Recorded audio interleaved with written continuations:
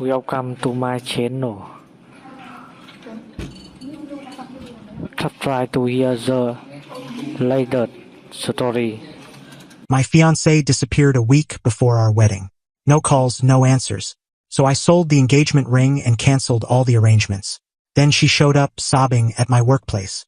A Matthew, 32, male. Or I was 32 and about to be a married man. Now I'm just 32 with a pile of cancellation invoices. It all started 8 days ago, 1 week before the wedding. Lisa, 29, was supposed to meet me. We had a final meeting at the venue the next day. Last-minute details, seating charts, guest meal counts. She didn't show. At 7 p.m., I texted her. No response. By 8 p.m., I called. Straight to voicemail, which was strange.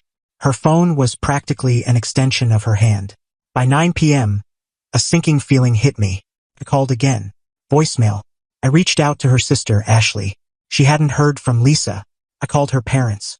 Nothing. Panic set in. By midnight, I was a mess. I contacted friends. Drove by her apartment. Lights off. Car missing. This wasn't like Lisa. She was meticulous, always over-communicating. For her to vanish like this was unimaginable. The next 24 hours were a haze. I called hospitals and filed a missing persons report. Felt unreal. Her family was distraught. I was caught between fear that something terrible had happened and a growing suspicion of something more personal. On day 3, the police located her. She was fine. She was staying with an old college friend, Sandra, 3 hours away. Relief washed over me, followed instantly by a cold, sharp sting of confusion. She was safe but hadn't told me or anyone. The police said she refused to talk to me and offered no explanation for her disappearance. Just that she needed space. Space. A week before our wedding, my mind went blank. Fear and heartbreak turned into something hard and frigid. No message, no call, no email. After 5 years together, after building a future, after agonizing over those ridiculous table centerpieces. Nothing. So I started making calls. The venue, $5,000 deposit gone. The caterer, another $3,500 lost. The photographer, kind but firm, kept the $2,000 deposit. The florist, DJ, cake, honeymoon flights, non-refundable resort booking. Each call was a punch, dismantling our plans. The financial toll from deposits I'd personally covered or was responsible for was heavy, about $15,000. Her parents had paid for her dress separately and were supposed to cover most of the flower costs directly with the florist later. But I'd paid the initial florist deposit. The toughest calls were to family and friends. The wedding's off. Their shock. The unanswerable questions. The embarrassment. My mom broke down. My dad kept saying, "Son, what happened?" I wished I had an answer. Then the ring. A 1.5 carat cushion cut, vintage style, her dream ring. Cost me $13,000. I took it to a trusted jeweler and got $7,800. Less than I'd hoped. More than I'd feared. That money went straight to my account. A small cushion against the $15,000 in losses I'd already taken from non-refundable deposits and commitments. It didn't come close to covering the damage, but it was something. I gathered everything of hers in my apartment. Pictures, clothes, that goofy stuffed animal from a fair. Boxed it up, labeled it, and waited for her inevitable return. It's been 5 days since I learned she was safe. Still no word from her. She ghosted her own wedding. She ghosted me. The anger is a heavy weight, but mostly I feel clear-headed. How do you recover from this? You don't. I was waiting for the next blow. People don't vanish like that without a follow-up. Update. The next blow came hard. Last Tuesday, I'm a project manager at a construction firm. In the middle of a client meeting, my coworker Nancy interrupted. "Matthew, sorry, someone's here. Says it's urgent." I excused myself, irritated. At reception, there was Lisa.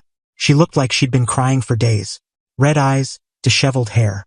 A far cry from the woman I was supposed to marry. My first thought. Really? My workplace? "Matthew," she said, voice shaky, stepping toward me for a hug. I stepped back. "Lisa, what are you doing here?" I kept my voice low. Nancy, at the desk, suddenly very focused on her computer. "We need to talk," she whispered, eyes brimming with tears. "Please, it was a terrible mistake." "A mistake?" I said, voice flat. "Disappearing on me, your family, a week before our wedding, refusing to speak to me. That's a mistake." "I know," she said. I panicked. I got scared. Sandra said some things. I just lost it. Sandra, her free-spirited friend who always thought Lisa could do better than me. Right? So you ran off. No word. For 3 weeks. Didn't know how to face you. I was ashamed. Matthew, I still love you. I want to make this right. She reached for my hand. Pulled away. Make this right, I said, incredulous. Lisa, there's nothing to fix. It's over. I canceled everything. The wedding's done. For good. Her face collapsed. No, you can't mean that. We can reschedule. Tell everyone I had a family crisis. A medical issue. We can fix it. The audacity was staggering. Fix it? Like it was a minor hiccup, not a life-altering betrayal? Lisa, I sold the ring. That stopped her cold. Her jaw dropped. You what? Sold it. I lost over $15,000 in deposits I paid myself. The $7,800 from the ring barely touched it. But it was necessary. You sold my ring? Her voice rose. That was my ring. It was inspired by my grandmother's design. How could you? Now I was angry. Your ring? I paid for it. For a wedding you abandoned. A symbol of a promise you broke. Inspiration doesn't make it yours when I paid for it. But the money? She stammered. What about it? I said, calm but firm. It went toward the venue, caterer, honeymoon losses. Consequences of your choices, and I'm still out of pocket. She stared, stunned. You have to give me that money. It's partly mine. We were getting married. Were. Past tense. No. I don't owe you anything except protecting myself from more damage. My boss, Mr. Donaldson, a no-nonsense but fair man, appeared, drawn by her raised voice. He glanced at Lisa, then at me, eyebrow raised. Everything okay, Matthew? Personal matter, Mr. Donaldson. Being handled, I said, giving Lisa a look to leave. She turned to him. He sold my engagement ring. Cancelled our wedding without discussing it with me. She wailed. Mr. Donaldson looked uneasy. Ma'am, this is a workplace. I cut in. Lisa, this is inappropriate. Leave. Now. But Matthew, our families, the deposits my parents paid. Your parents paid for your dress, which I assume you still have. They were supposed to pay the florist's remaining balance directly, but they didn't. When I canceled the florist, I got hit with their $1,400 cancellation fee because I'd made the initial booking. That added to my already massive losses, which the ring money only partially offset. I have receipts for everything. You can take it up with your parents. She looked stunned, tears streaming. You're so heartless. Cold. I made a mistake. Don't I deserve some understanding? Understanding. My voice was ice. I used that up worrying you were hurt or worse. Want understanding? Start with a real apology, not blaming your friend. And don't come to my job demanding money from a ring you walked away from. Especially when I'm still dealing with the financial mess you caused. Including bills your parents didn't pay. I hate you, she screamed. Coworkers stared. My face burned, but my resolve solidified. That's starting to feel mutual. Security can escort you out. She glared, turned, and stormed out, nearly knocking over a plant. Mr. Donaldson said, well, that was something. You okay, son? Fine, I said, but I was trembling. Not from fear, from her nerve. She didn't just want forgiveness. She wanted a reset button with me covering the cost. Later, her mother, Margaret, called. Oh great. Update Margaret. Lisa's mom. Always obsessed with appearances. Polite but critical. Her call came hours after Lisa's workplace outburst. Matthew dear, she began, her voice dripping with fake warmth. Lisa's devastated. I can imagine, I said dryly. Yelling at someone's workplace must be exhausting. A sharp breath. No need for sarcasm. The poor girl made a mistake. A serious one, yes. Her father and I are terribly disappointed. But she sees her error now. She wants to fix things. Her fixing things means demanding I restart a canceled wedding and hand over money from a ring I sold to offset her mess. A mess that's cost me thousands. That's not fixing, Margaret. That's fantasy. She was upset about the ring, of course, Margaret said, brushing it off. It meant something to her. The design. A design she chose from a jeweler's catalog. Its meaning was in the commitment she threw away. Matthew, Margaret's tone hardened. This isn't just about emotions. There are financial matters. We paid for her costly dress, and we gave you two a generous $5,000 gift for your honeymoon. Since you canceled the wedding, that's on you. I nearly laughed. Hold on, Margaret. The wedding's off because Lisa disappeared, leaving me with emotional and financial wreckage. I canceled because the bride was gone. Your $5,000 gift went into our shared wedding fund, clearly allocated to the non-refundable Maldives resort Lisa wanted. I have bank records and confirmations. Want copies? Silence. Then, it's wrong for you to keep that money. Wrong. I was irritated now. What's wrong is your daughter vanishing, leaving me with the fallout. That $5,000 covered part of the lost honeymoon. I ate the rest plus all my other deposits. The ring money only softened my losses. It didn't make me whole. Itemizing? She asked when I mentioned my next step.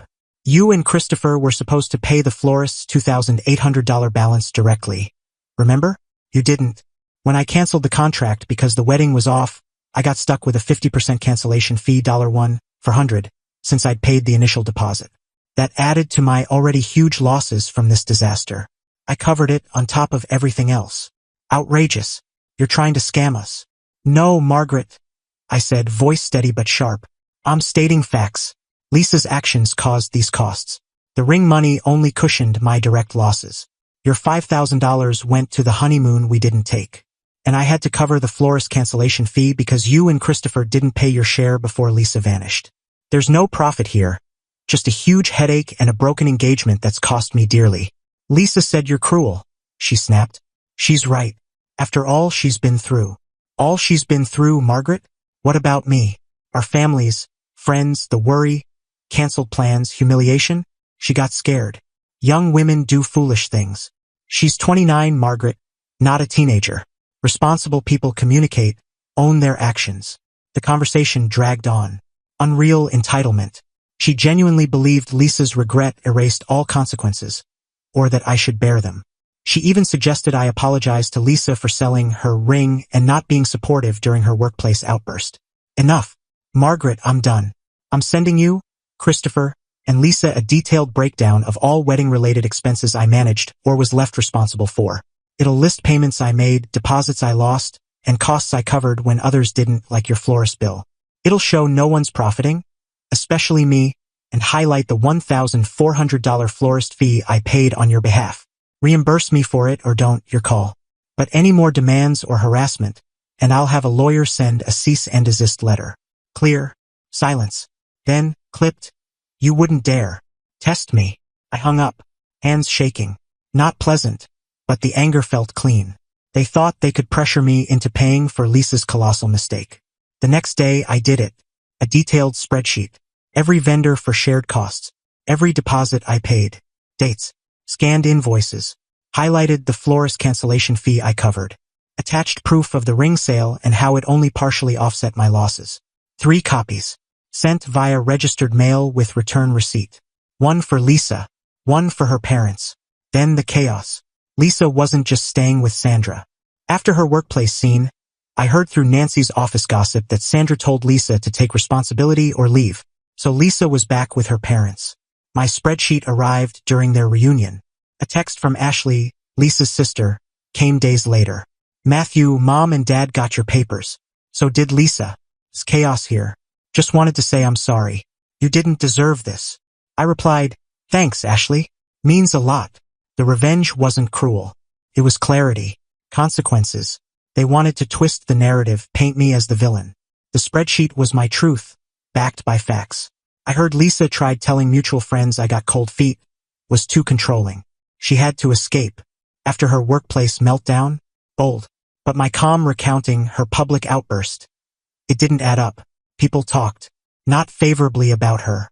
Her victim story fell apart, especially when her money demands got out, likely through Margaret. The fallout was straightforward.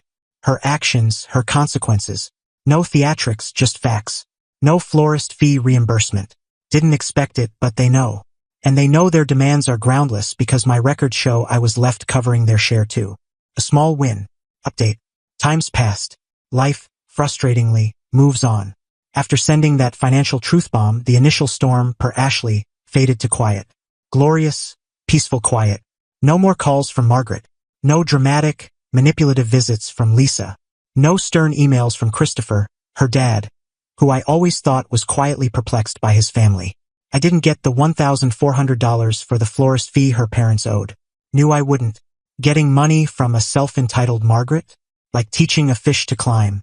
The point was made. My spreadsheet laid out my full financial burden, including their unpaid share. A gem from Ashley came about a month ago. We'd stayed in occasional, careful contact. Matthew, you won't believe this. Or maybe you will.